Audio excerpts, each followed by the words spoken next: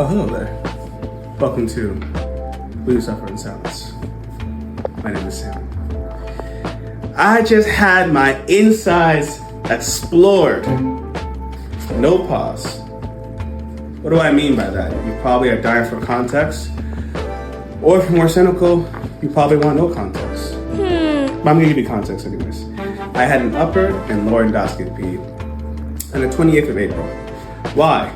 I have colitis, as many of you may know or do not know who say you watch but you don't watch. I know who you are. Fake ass friends. It's okay. I had an upper and lower endoscopy. I've had colitis since 2022. When you have colitis, ulcerative colitis, you have to get a colonoscopy usually once a year. Because if you have colitis ongoing more than 8 years, you have a higher risk of colorectal cancer. So, these are not my results, this is something else. When they did the colonoscopy endoscopy, they found out, and I knew this already, that I have Helicobacter pylori in my stomach, along with having mild colitis inflammation in the distal part of my colon, which is basically this part, and in the rectum! Shout out to Pastor Martin Sempa, millennials, all right? So H. pylori, what is it? Helicobacter pylori is a spiral-shaped bacteria that embeds itself within the stomach lining and can make its way to the small intestines. You know you have H. pylori if you have a burning sensation in your stomach when you have not consumed anything. You also know you have H. pylori if you're vomiting, you have nausea, if your vomit is black and tarry, or if your excrement is black and tarry. Your shit, your doo-doo. Right? We're adults here. So, what do they do to treat this? Historically, and what I have had to do when they discovered this, and they discovered this with a urease test, you breathe on something after drinking something sweet, and they measure it that way, or stool antigen test. I first discovered I had, fucking testing me, H. pylori in 2015. What I did not know was most people actually live perfectly fine with H. pylori, as long as they don't have gut dysbiosis, meaning that the other positive bacteria in their gut is keeping the bacteria in check. H. pylori is an infection, basically. But when you have a compromised immune system like me, I'm on Tremfya, and you've taken antibiotics in the past, also like me, maybe had several stomach bugs, also like me in the past, it allows the H. pylori to spread. So when I had the endoscopy, which is the best way to really discover if you have H. pylori, even more effective than the stool antigen test, the biopsy showed that I had H. pylori. So I'm having a little bit of nausea. I've had stomach bug a couple times, and I've also just have not been able to receive the foods I'm normally able to eat. I've had to completely cut out spice. I had to almost cut out dairy entirely. The treatment for it is usually a quadruple therapy. What that means is they give you a PPI, a proton pump inhibitor, which reduces stomach acid. The reason why that's important is when the stomach acid is reduced, the H. pylori is more susceptible to being treated by the other two components of a quadruple therapy. Two types of very aggressive and caustic antibiotics, a metronidazole, and usually another tetracycline, right? So like a penicillin with it, or like a doxycycline with it. And then they use bismuth, which commercially known as Pepto-Bismol. It's supposed to destroy the bacteria of the H. pylori. Problem is, the quadruple therapy has about a 70% effectiveness. And if you've taken it more than twice, meaning you failed the therapy once, for each consecutive time you try to do the therapy, your chances of actually destroying the H. pylori falls below 70%. So what do you do if you want to go a natural route possibly? Or is there a way that you can weaken or reduce the spread and the effect of the pylori significantly, that if you have to do medical therapy, traditional therapy, it would be more effective? Well, number one, it turns out that there are new treatments for H. pylori. If we're talking Western medicine side of it, it's like something called a PCRB, potassium chain reduction. The problem with the old treatment was that the PPI did not reduce the stomach acid instantly. It reduced it very slowly. And because it reduced that stomach acid slowly, it did not allow the other antibiotics chances to really destroy the cellular makeup of the H. pylori. The newer treatments promise that, man, we'll drop your stomach acid immediately so that the new antibiotics will work. The second part is there's stronger antibiotics that are supposed to help destroy the cellular wall, which means that you don't need to take 2 antibiotics, especially the metronidazole. For anybody who's taken metronidazole, it's one of the most mitochondrial damaging type of antibiotics you can take. Do the research, it makes you more nauseous, it can make anxiety worse. For me, especially anybody who's on any type of psychotics or tranquilizers or sedatives, for example me, benzodiazepines, it will trick your brain into thinking that you're not currently taking that benzodiazepine, and then it will put you into a tolerance withdrawal. So your body will assume you're not taking the medication, and then the antibiotic will seem worse. Guess what? You'll call the doctors, tell them that you're having anxiety and depression and heart racing, and they'll tell you that it's not that medication. But they don't know that antibiotics can give you preemptive tolerance withdrawals. Your boy had to figure out the hard way. I had to figure out the hard way, all right? That's what I'm telling y'all, just so you know. All right, so that's the newest version. Why do I not want to go that route? Well, I've had several FMTs to build up my gut colony of probiotics, probacteria, good bacteria. If I do antibiotics again, I'll have to start from ground zero. Antibiotics should only be used, in my opinion, life and death scenarios. The reason why H. pylori is so resistant to antibiotics is because we already use too much antibiotics.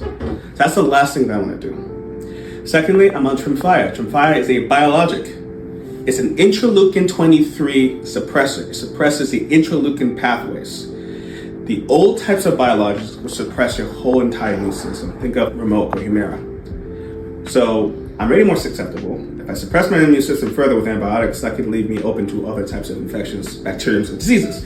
So, the next best thing. What I use AI for, the H. pylori protocol. I use my nerd brain with a combination of AI to produce more of a natural route. Right, because I believe in Western medicine and natural medicine. I'm Nigerian. Nigerians, we believe in all natural medicine. I also believe that the two should be worked together. I created a protocol that can help me severely weaken the H. pylori infection and to suppress it. I ran some simulations on AI, I ran some numbers, and I also followed some clinical trials and then combined each one of those clinical trials, each type of supplement they used, and had myself create a nice little plan here. The first thing that I'm taking for H. pylori, sulforaphane or broccoli sprouts. Broccoli sprouts can be found in most cruciferous vegetables as well, the sulforaphane, right? The active ingredient is sulforaphane. For this protocol to work, I have to take between 20 and 60 milligrams of sulforaphane a day. That's the clinical dose. What does it do? It says it acts as a static agent against H. pylori and induces detoxification in the NRF2 pathways. This is going to be one of those really nerdy videos, right? So if you're not really looking for help, I can understand you getting bored. But if you're really dealing with H. pylori and you're looking for other ways to suppress it, so you can live your life and eat some of the foods you eaten before, this is going to be that video. So stick with me, right? Because in the end, I'm going to get to everything I do that will help out, what I'm currently doing now. So there's that. Other thing I'm taking is called H. pylori formula by SuperSmart. There's other companies that also have this type of bacteria. It's called Lactobacillus Reuteri.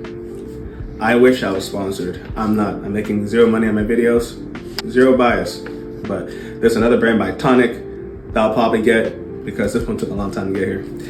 The whole idea is it specifically binds to the co-aggregates H. pylori in the stomach, lowering the bacterial load and reducing the side effects. The side effects being bloating, nausea, vomiting, things of that nature, the sensitivity to foods. This is going to compete with H. pylori directly because this is a probiotic, pro-bacteria.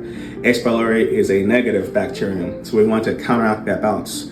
When you're sick, when you take antibiotics, you have less good bacteria. Antibiotics is like a nuclear bomb. It kills both good bacteria and bad bacteria.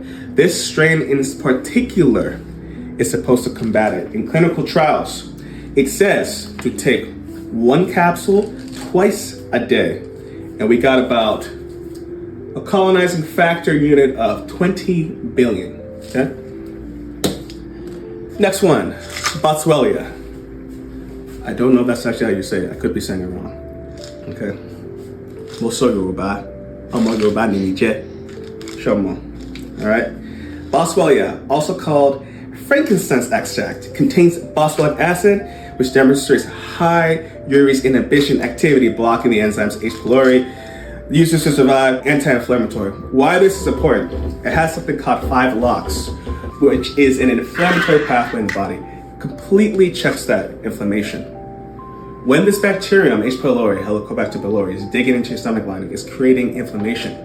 Inflammation is the root to all kinds of illnesses. Inflammation is why you're vomiting. Inflammation is why you can't handle certain foods. Inflammation. This directly competes with the inflammatory pathways that H. pylori acts on. Y'all with me so far?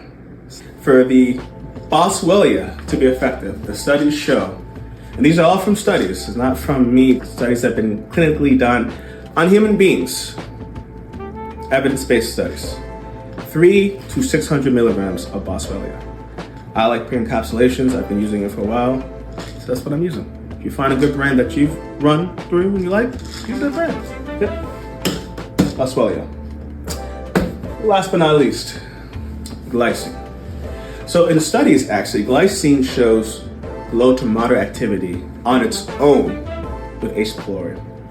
But in combination with the Boswellia, with the H. pylori formula, the Lactobacillus Reuteri, and the sulforaphane, in conjunction, it works best that way.